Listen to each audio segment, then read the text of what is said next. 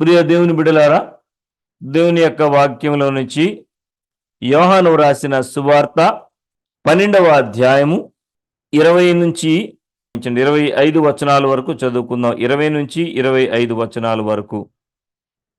12వ అధ్యాయము యోహాను సువార్త 20 నుంచి 25 వరకు. ఆ పండుగలో ఆరాధింప వచ్చిన వారిలో కొందరు గ్రీసు దేశస్థులుండిరి.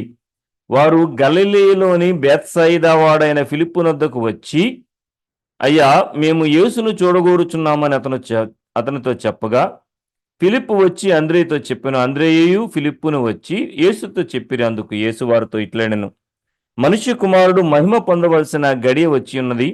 గోధుమ గింజ భూమిలో పడి చావకుండిన ఎడల అది ఒంటిగానే ఇండును, అది చచ్చిన ఎడల విస్తారముగా ఫలించును. తన ప్రాణమును ప్రేమించువాడు దానిని పోగొట్టుకును. ఈ లోకములో తన ప్రాణమును ద్వేషించువాడు నిత్యజీవము కొరకు దానిని కాపాడుకునని మీతో నిశ్చయముగా చెప్పుచున్నాను. దేవుడు తన పరిశుద్ధ వాక్యమును మన వినికిడెందు దీవించును గాక. ప్రియ దేవుని బిడ్డలారా, అద్భుతమైన సన్నివేశం అక్కడ జరిగింది. లాజర్ని ప్రభు లేపాడు. ఆ ఊర్లోని టాక్ ఆఫ్ ద టౌన్ అయింది. అది చాలా ఉన్నతంగా ప్రాకిపోయింది. ఈ విషయంతో కొంతమంది యూదులు, గ్రీసు దేశస్థులు యేసు ప్రభువును చూడడానికి వచ్చారు. యేసు ప్రభునే కాదు, లాజర్ను కూడా చూడడానికి వచ్చినట్టు మనకి కనబడతా ఉంది. నిజమే ప్రియ దేవుని బిడ్డలారా, దేవుని యొక్క సన్నిధిలో ఆయన యొక్క క్రియలు చూడడానికి, ఆయన యొక్క మహత్కార్యాలు చూడడానికి అనేక మంది యేసు ప్రభువును చూడడానికి వచ్చేవారు. ఇది ఒక్కసారే ఆ బాగుపడినను కూడా చూడడానికి వచ్చారు. గమనించండి, 9వ వచనం చదువుతున్నాను. 12:9 యోహాను సువార్త. కాబట్టి యూదులలో సామాన్య జనులు ఆయన అక్కడ ఉన్నారని తెలుసుకొని యేసును చూచుటకు మాత్రమే గాక మృతుల్లో నుండి ఆయన లేపిన లాజరును కూడా చూడవచ్చిరి. ఇంతకుముందు లేక తర్వాత కూడా యేసు ప్రభు కొంతమందిని లేపాడు, మనందరికీ బాగా తెలుసు. అయితే ఇప్పుడు కూడా ఆ మృతుల్లో నుండి వచ్చిన వారిని ప్రత్యేకంగా చూడడానికి రాలేదు. యాయూరు కుమార్తె గాని, విధవరాలి కుమారుడు గాని. ప్రియ దేవుని బిడ్డలారా, గమనించండి, ఎంత ప్రత్యేకమైన విషయం ఇది. ఎందుకంటే వాళ్ళిద్దరిని యేసు ప్రభు లేపిన సందర్భము మనం చూస్తే గనక, చనిపోగానే కొంచెం బాడీ వేడిగా ఉంటుండగానే యాయూరు కుమార్తెను లేపాడు. బాడీ ఇంకా పూర్తిగా చల్లబడిపోయింది. ఇంకా సమాధికి పాడ మీద మూసుకొని తీసుకువెళ్తున్నప్పుడు విధవరాలి కుమారుడిని లేపాడు. ఈ 3వ సన్నివేశం ఏంటో తెలుసా? పూర్తిగా కుళ్ళిపోయింది ఇది. కాబట్టి జనాలకు ఇంట్రెస్ట్ పుట్టిందన్నమాట, చూడడానికి వచ్చారు. రైట్, ముందుకు వెళ్దాం. అప్పుడు మనకు తెలుసు పస్కా పండుగ మరి అక్కడ జరుగుతూ ఉంది. ఆ పస్కా పండుగకి యేసు ప్రభు ముందుగానే వచ్చి మార్తా, మరియా, లాజర్ ఇంట్లో దిగాడు. సో ఇది సందర్భం. అప్పుడు జయప్రవేశం జరిగింది. యెరూషలేములోకి ఎంటర్ అయ్యాడు ప్రభు. ఆ పండుగలో ఆరాధింపడానికి వచ్చిన కొందరు గ్రీసు దేశస్థులు ఉన్నారట. గమనించండి, ఆ పండుగ మీద నుంచి యేసు ప్రభు మీదకి వారి యొక్క దృష్టి రావడం చూస్తూ ఉన్నాం. యూదులు చూశారు అంటే ఈయన యూదుడు కాబట్టి మనోడే అనుకుని చూడడానికి రావచ్చు. కానీ గ్రీసు దేశస్థులు కూడా చూడడానికి వచ్చారు అంటే అదంత సామాన్యమైన విషయం కాదు. ఎందుకంటే వారిలో గొప్ప ఫిలాసఫర్స్ ఉన్నారు, తత్వవేత్తలు ఉన్నారు గ్రీసు ఆ యొక్క దేశస్థులు, ఆ గ్రీసు జాతిలోను. ప్రియ దేవుని బిడ్డలారా, అంత త్వరగా వారు సత్యాన్ని అంగీకరించరు. అంత త్వరగా వేరే ఫిలాసఫీని వారు యాక్సెప్ట్ చేయరు. కానీ ఇక్కడ చూస్తే గనక ఆ పండగకి ఆరాధించి వచ్చిన వాళ్ళు కొంతమంది గ్రీసు దేశస్థులు ఉన్నారు. వారి యొక్క దృష్టిని ప్రభు ఆకర్షించాడు. అద్భుతమైన పండుగ, పెద్ద పండుగ. సంవత్సరానికి 3 పండుగలే వాళ్ళకి. ఖచ్చితంగా అందరూ యెరూషలేములో కనబడాల్సింది. ఆ 3 పండుగల్లో ఒక పండుగ అయినా ఈ పండుగను వదిలేసి ఇక్కడ రావడం అనేది చిన్న సంగతి కాదండి. మొత్తానికి వచ్చారు అంటే యేసు ప్రభు యొక్క పాపులారిటీ ఎంత పెరిగిందో, ఆయన పేరు ఎంత ప్రాకిందో మనకి ఇక్కడ అర్థమవుతుంది. అయితే ఇక్కడ మనం గమనించాల్సిన ఉన్నతమైన విషయం ఏంటంటే, యేసు ప్రభు ఒక సంస్కృతి నేర్పిస్తున్నాడు ఇక్కడ. చాలాసార్లు మనకి డౌట్ వస్తూ ఉంటుంది, what is our culture? Pastor గారు మన సంస్కృతి ఏంటండి అంటే, మనది తెలుగు జాతి అండి అని తెలుగు సంస్కృతి, మా అమ్మది బెంగాలీ కాబట్టి బెంగాలీ జాతి అండి అని బెంగాలీ సంస్కృతి, మా తాతలు ఒరిస్సా నుంచి వచ్చారు కాబట్టి వారు ఒరిస్సా సంస్కృతి, ఇలాగా నేను ఇక్కడ సెటిల్ అయింది కాబట్టి నాది ఈ సంస్కృతి అని 3 సంస్కృతులు చెప్పుకోవాల్సి వస్తుంది నాలాంటోడినైతే. ప్రియ దేవుని బిడ్డలారా, క్రైస్తవుడు సంస్కృతి అది కాదు. మా తాతగారు ప్రభువుని అంగీకరించిన తర్వాత మా మా యొక్క జాతికి లేకపోతే కులానికి ఉన్న తోకను తీసేశాడు ఆయన. మా నాన్నగారు ప్రాముఖ్యంగా తీసేశారు అదండి. చాలా సంతోషం అనిపించింది నాకు. ఆయన ఒకటే భావించారు, మన సంస్కృతి, మన సాంప్రదాయము, మన కులము, మన గోత్రము, మన మతము, మన విశ్వాసము యేసు ప్రభువే. ఆమేన్. అంతేనండి. ఇక్కడ అద్భుతమైన సంస్కృతి క్రైస్తవునికి నేర్పిస్తున్నాడు, లేక శిష్యులకు నేర్పిస్తున్నాడు. ఏంటో తెలుసా? సిలువ సంస్కృతి, క్రాస్ కల్చర్.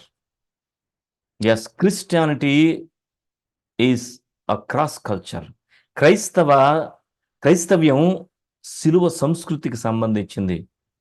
ఈ కాలంలోని 2 రకాల సంస్కృతులు. ఒకటి సిలువ సంస్కృతి, రెండవది సంపన్న సంస్కృతి. మీకు అర్థమైంది కదా? Cross culture and cash culture 2 పెరిగిపోయాయి ఇప్పుడు. మొదటి తగ్గింది, రెండవది పెరిగింది. ప్రాస్పరిటీ గాస్పెల్ పెరిగిపోయింది. సిలువను వదిలేశారు, డబ్బుల గురించి మాట్లాడడం మొదలుపెట్టారు. అదే ఆశీర్వాదం అన్నట్టు మొదలుపెట్టారు. కానీ చాలామంది they were actually admired at Jesus. వాళ్ళు యేసు ప్రభుని అబ్బురపడ్డారు చూసి. ఆ టైంలోని యేసు ప్రభు దేని గురించి మాట్లాడుతున్నాడో తెలుసా? ఏ యూదుడైతే కలలో కూడా ఊహించడో, ఏ యూదుడైతే కలలో కూడా కోరుకోడో, ఆ కాలంలోని ఆ మాటకొస్తే వాడు గ్రీసు దేశస్థుడైనా, లేక రోమీయుడైనా, లేక యూదుడైనా, 3 సంస్కృతులు ఆ కాలంలోని యేసు ప్రభు మాట్లాడుతున్నప్పుడు ఈ 3 రకాల జాతుల వారు, నేషనాలిటీస్ అక్కడ ఉన్నారు, ఆ సంస్కృతుల వారు ఉన్నారు. వారిని ఉద్దేశించి ఈ మాటలు మాట్లాడుతున్నాడు ప్రభు. గమనించండి ప్రియ దేవుని బిడ్డలారా, ఆ 3 కల్చర్స్లో కూడా అత్యంత నీచమైన, శాపగ్రస్తమైంది. ఎందుకంటే ద్వితీయోపదేశకాండంలో ఖచ్చితంగా ఆ విషయాన్ని తెలియజేస్తాడు ప్రభు. మ్రాను మీద వేలాడిన ప్రతివాడు శాపగ్రస్తుడు, అందులో తిరుగులేదు. రోమీలు అత్యంత భయంకరమైన వ్యక్తులు సిలివేసేది వారి యొక్క ఆచారంలో ఉంది. వారు దాన్ని డెవలప్ చేశారు. పర్షియన్స్ కనుక్కున్నారు దాన్ని, వీళ్ళు బాగా డెవలప్ చేశారు. ఆ సంస్కృతిలో ఉన్నారు కాబట్టి గ్రీసు దేశస్తులకు రోజు తెలుస్తాయి ఈ విషయాలన్నీ. ఆ మాటలు మాట్లాడుతున్నప్పుడు తన యొక్క అద్భుతమైన తన పేరు, తన స్టార్డమ్, తనకున్న ఆ గొప్ప పేరుని పోగొట్టుకోవాల్సి వస్తుంది. ప్రియ దేవుని బిడ్డలారా, క్రైస్తవం యొక్క సంస్కృతి సిలువ సంస్కృతి అని నేర్పించాడు. ఇక్కడ మాట్లాడుతున్నాడు చూడండి. అప్పుడు మేము చూడాలనుకుంటున్నామని ఫిలిప్ దగ్గరకు, అంద్రే దగ్గరకు వస్తే, అంద్రే ఫిలిప్ దగ్గరకు వస్తే, ఇద్దరు కలిసి వచ్చి యేసు ప్రభు తీసుకొస్తే కనుక వెరీ గుడ్ అయ్యా, మీరు కూడా మరి దేవుని దగ్గరికి రండి, నేనే మార్గాన్ని సత్యాన్ని చెప్పకుండా ఆయన ఏం చేశాడంటే, మనుష్య కుమారుడు మహిమ పొందవలసిన గడి వచ్చింది. దేని గురించి మాట్లాడుతున్నాడు? చావు గురించి మాట్లాడుతున్నాడు. ఏ చావు? సిలువ మరణం గురించి మాట్లాడుతున్నాడు. అంటూ 24వ వచనంలో అంటాడు, గోధుమ గింజ భూమిలో పడి చావకుండిన ఎడల అది ఒంటిగానే ఉండును, అది చచ్చిన ఎడల విస్తారముగా ఫలించును. గమనించండి, ఏదైతే అశుభం అనుకుంటామో, ఏ మాట చెవిని పడకూడదనుకుంటామో, ఏ మాట మన జీవితాల్లోని తీవ్రమైన విషాదాన్ని తీసుకొస్తుందో దాని గురించి మాట్లాడుతున్నాడు అక్కడ. అఫ్ కోర్స్ ఆత్మీయ అర్థంలో మాట్లాడుతున్నాడు ప్రభు. క్రైస్తవ్యంలో మరణం అంటే అశుభం కాదు. అది ఆత్మీయంగానైనా లేక శారీరంగానైనా. ఆత్మీయ మరణం అంటే అది భయంకరమైనది కార్యము. మనందరికీ బాగా తెలుసు, నరకం అది. అది అత్యంత అశుభమైంది, కరెక్ట్, అవును. కానీ శారీరక మరణం క్రైస్తవుడికి ఏమాత్రం కూడా అశుభం కాదు. కానీ ఇంకొక విషయం, శరీరేచ్ఛల మరణం గురించి ప్రభు ఇక్కడ మాట్లాడుతున్నాడు. ఇక్కడ అంటూ ఉన్నాడు, ప్రియ దేవుని బిడ్డలారా, ఇక్కడ కర్నల్ ఆఫ్ వీట్ గురించి మాట్లాడుతున్నాడు. He was not talking about the bunch of roses, he was talking about the colonel of wheat. గోధుమ గింజ గురించి మాట్లాడుతున్నాడు, గులాబీ గుచ్చము గురించి మాట్లాడడం లేదు, గులాబీ పుష్పగుచ్చం గురించి మాట్లాడడం లేదు. గమనించండి, క్రైస్తవ జీవితము గోధుమ గింజ లాంటిది. అది చక్కగా మాట్లాడుతూ ఏమంటూ ఉన్నాడో, ఆ గులాబీ గుచ్చము, పుష్పగుచ్చము 3 రోజులు 4 రోజులు నాకు చాలాసార్లు ఆ మీటింగ్స్కి వెళ్ళినప్పుడు ఇస్తూ ఉంటారు. తెచ్చి ఇంట్లో 2 రోజులు పెడతాం, 3 రోజుకి వాడిపోతూ ఉంటాయి. చాలా కాస్ట్లీవి, 500 600 కొన్నిసార్లు పెడతా ఉంటారు, పెద్ద పెద్దవి. కొన్నిసార్లు ఇంకా కాస్ట్లీ పెడతా ఉంటారు. బాధ అనిపిస్తూ ఉంటుంది, ఎందుకు అంత కాస్ట్ పెడతారు దాని మీద. తప్పదు, అక్కడ తీసుకోవాలా. 3 రోజులకి వాడిపోద్ది.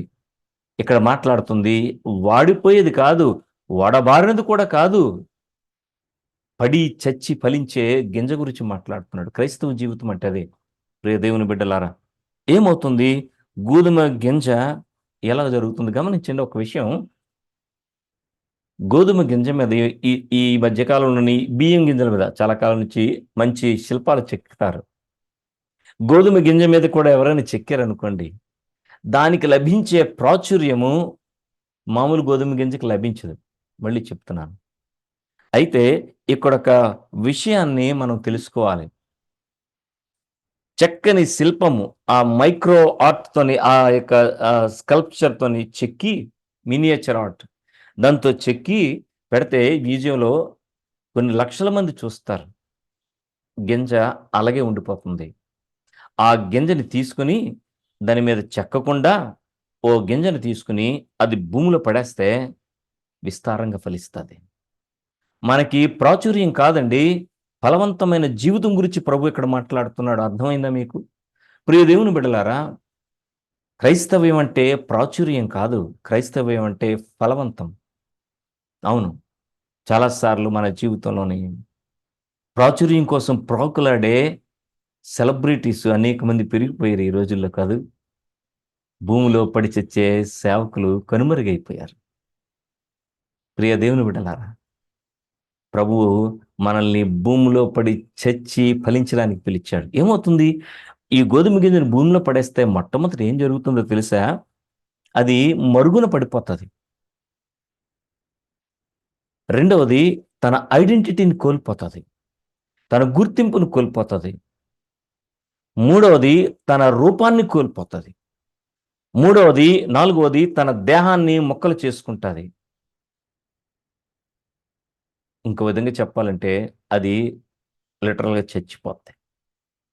చచ్చిపోయి తన దేహం ముక్కలైతే అందులో నుంచి వచ్చే చిగురు పెరిగి పెద్దదై కొన్ని వందల గోధుమ గింజలకి ఆస్కారమవుతుందది. అది బహుగా ఫలించేదైతే. చస్తేనే గాని ఫలించరు. ప్రభు అన్నాడు, నా యందు నిలిచి ఉంటేనే గాని ఫలించరు. నంబర్ 1. నంబర్ 2, మీరు భూమిలో పడి చచ్చితే గాని ఫలించరు. ఈ 2 క్రైస్తవ జీవితంలో చాలా ప్రాముఖ్యమైంది ప్రియ దేవుని బిడ్డలారా. నిజమే. అది పగలాల గింజ. భూమి మీద పడి తన రూపాన్ని, తన ఐడెంటిటీని, తన గుర్తింపుని పూర్తిగా వదలకపోతే, విడవకపోతే దానివల్ల ఆ గింజ వల్ల ప్రయోజనం ఉండదు, ఫలించదు. రాత్రికాల సమయంలోనే ఆ బ్రోకెన్నెస్ గురించి మాట్లాడుతున్నాడు ఇక్కడ. ఆ గింజ విరవకపోతే, చీల్చుకొని ఆ సాప్లింగ్, ఆ చిన్న ఆ యొక్క మొక్క పైకి రాకపోతే ఆ గింజ ఫలించదు. ఆ గింజ వల్ల ఉపయోగం లేదు. సిలువ అంటే అర్థం ఏంటో తెలుసా? It is brokenness. చావడం, చావు, మరణం. దాని గురించి మాట్లాడుతున్నాడు. తన సిలువ మరణం గురించి మాట్లాడుతున్నాడు ఇక్కడ కదా! అవును. ఆ సందర్భంలో మాట్లాడాడు. ఇక్కడ చావడం అంటే సిలువ మరణం గురించి మాట్లాడాడు. తన యొక్క మరణాన్ని జ్ఞాపకం చేస్తూ మాట్లాడాడు ప్రభు. అందుకోసమే ఆ కింద ఖచ్చితంగాని 26వ వచనంలో అంటాడు, ఒకడు నన్ను సేవించిన యెడల నన్ను వెంబడించాలి. నేనెక్కడున్నానో అప్పుడు అక్కడ నా సేవకుడు కూడా ఉంటాడు. నేను సిలువ మీద ఉంటే నా సేవకుడు కూడా అక్కడే ఉంటాడు. ప్రియ దేవుని బిడ్డలారా, పౌలు గారు మరణాన్ని గురించి మాట్లాడుతూ అంటాడు, రెండవ గలతీ 2:20లో నేను క్రీస్తుతో కూడా సిలువ వేయబడి ఉన్నాను, ఇక్కడ జీవించేవాడు నేను కాను, క్రీస్తే నా యందు జీవించుచున్నాడు. ఆ బ్రోకెన్నెస్ గురించి మాట్లాడుతున్నాడు. క్రైస్తవుడికి జీవించడం అంటే సిలువ ఒకటే మార్గం మాత్రమే కాదు, సిలువ ఒకటే స్థానం. నువ్వు క్రైస్తవుడుగా, నేను క్రైస్తవుడుగా ఉండాలంటే మనం వేలాడాల్సింది సిలువ మీదే, ఈ శరీరాన్ని ఖచ్చితంగానే. అందుకోసమే 6:14 ఒకసారి చదువుతాను. గలతీలో ఉన్న 6:14 కూడా ఒక మంచి మాట పౌలు గారు చాలా అద్భుతంగా గలతీ సంఘానికి రాస్తూ అంటాడు 6:14. అయితే మన ప్రభు అయిన యేసుక్రీస్తు సిలువ యందు తప్ప మరి దేని యందును అతిశయించుట నాకు దూరమవును గాక. దాని వలన నాకు లోకమునకు నేనును సిలువ వేయబడి ఉన్నాము. తన డిగ్రీస్, తన యొక్క స్కాలర్షిప్, తన యొక్క స్కాలర్లీ నాలెడ్జ్, విజ్డమ్, అవన్నీ కూడా నష్టంగా ఎంచుకుంటున్నాను. నేను సిలువ వేయబడి ఉన్నాను క్రీస్తు. ప్రియ దేవుని బిడ్డలారా, అవన్నీ వదులుకొని అంటూ ఉన్నాడు, లోకానికి నేను, నాకు లోకం. 2 రకాల క్రూసిఫిక్షన్స్, 2 రకాల శిలువ మరణాల గురించి క్రైస్తవ జీవితం ఈ వాక్యానికి సంబంధించింది అని దేవుని యొక్క వాక్యం చెప్తా ఉంది. ఒకటి, నేను లోకానికి సిలువ వేయబడడం. 2, లోకం నాకు సిలువ వేయబడడం.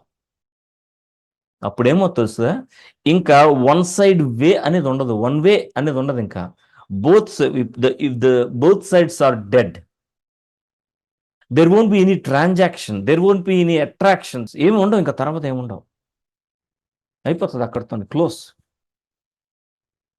నిల్ మాట, ట్రాన్సాక్షన్స్ నిల్ అని రావాలా, నో సిగ్నల్. ఏమైంది? డెడ్ అయిపోయింది బ్యాటరీ. ఏమైంది? సెల్ డెడ్ అయిపోయింది, నో సిగ్నల్స్. టవర్ అక్కడే ఉంటుంది కానీ సిగ్నల్స్ అందవు దానికి. ఎందుకు? ఇక్కడ రెస్పాండ్ అవ్వలేదు. ప్రియ దేవుని బిడ్డలారా, గమనించండి, లోకానికి మనము లోకానికి సిలువ వేయబడాలి. మనము లోకానికి ఎలాగ సిలువ వేయబడాలి అంటే, మనం ఇనిషియేటివ్ తీసుకొని మనము ఆ విషయాల్లో, పాపం విషయంలో మృతులుగా ఎంచుకొని, పాపం విషయంలో మనల్ని మనం మృతులుగా తీర్చుకొని నిలబడాలి. లోకం మనకు లోకం ఎలా సిలువ వేయబడాలంటే, ఎన్ని అట్రాక్షన్స్ అటు నుంచి వస్తున్నా సరే డెడ్, అవన్నీ కూడా వేస్ట్ అన్నట్టు. ఎలాంటి ఆకర్షణలకి, ఎలాంటి పరిస్థితులు కూడా లొంగకుండా, 2 వైపులా కూడా మరణం సంభవించినప్పుడు, అంటే లోకం నన్ను ఆకర్షించలేదు, నేను లోకం ఆకర్షణలో కూడా పడలేను. గమనించారా మీరు? లోకం నన్ను ఆకర్షిస్తే నేను పడకపోవడం వేరు. కానీ ఇక్కడ చెప్పేది ఏంటంటే, అసలు లోకమే ఆకర్షణగా లేకపోవడం గురించి మాట్లాడుతున్నాడు. లోకం నాకు, నేను లోకానికి సిలువ వేయబడి ఉన్నాను. చాలాసార్లు పాపంలో పడ్డానికి కారణం ఏంటంటే, still world is an attraction, right? It is an attraction for us. మనం పూర్తిగా చావలేదు ఆ విషయంలో. పౌలు గారు కూడా అంటా ఉన్నాడు, రెండింటి మధ్య నిరుక్కుపడి ఉన్నాను, ఏం చేయాలి అర్థం కావడంలే. ప్రియ దేవుని బిడ్డలారా, కానీ నిజంగా ఆ సిలువ అనుభవం గుండా వెళ్తూ ఉన్నప్పుడు, భూమిలో పడి చస్తేనే గాని ఆ విరిగిన స్వభావం, నలిగిన మనస్సు, నలిగిన మనస్సుని ఆయన లక్ష్యం చేయడు.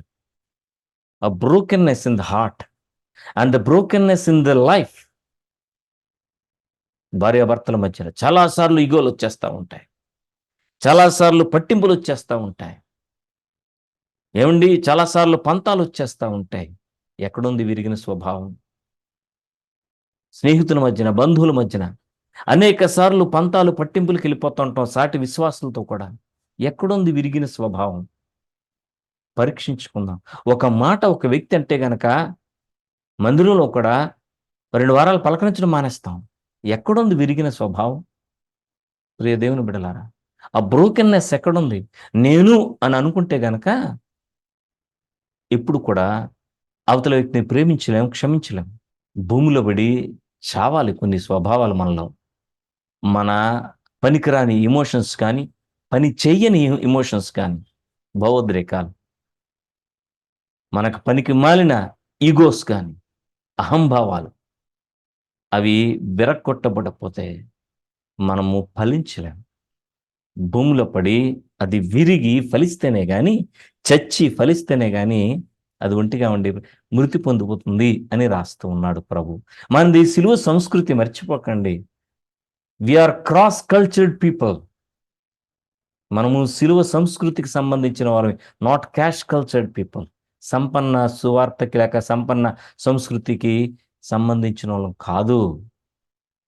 మేలు చేసి శ్రమ పొందడానికే పిలువబడ్డాం. మనము సిలువ మోయడానికే పిలువబడ్డాం.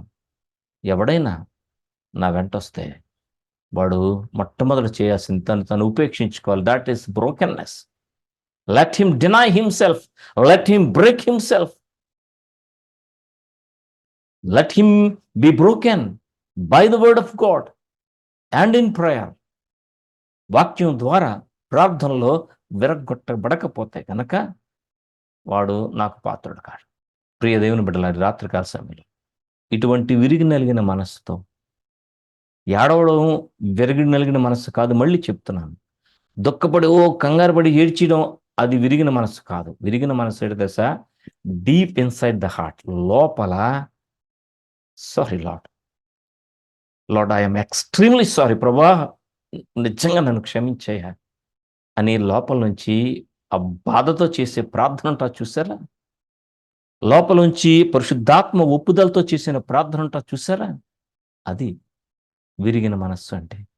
అలాగే విరిగినప్పుడు, అలాగా అది చచ్చి ఫలించినప్పుడు ప్రభు పరిచర్యలో అద్భుతమైన పంట కోయగలుగుతాం. మనము అలయక పనిసి చెరిసితమేని తగిన కాలమందు పంట కోస్తాం.